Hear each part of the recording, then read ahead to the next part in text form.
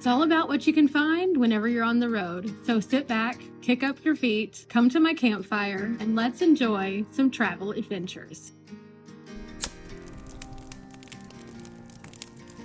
You know how in life we always are taught that each day teaches us something, and it's for us to figure out what exactly that lesson is. It may be some new thing that we learn or some unique place that we go. It could be literally anything.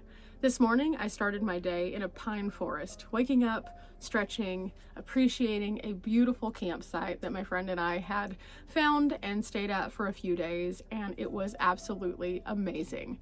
But coming on to a new journey, we drove several miles, we tested out a few new things, and we went out and explored a state park. I know that my journey is just beginning and it's going to be absolutely amazing, but this afternoon, as it kind of started to go from that warmth of day to the cool of night, I needed to come inside and get cozy. But before I did, the sunset illuminated the sky, the stars started to populate, the sun faded and the moon started to rise, and in doing so, it was a perfect evening.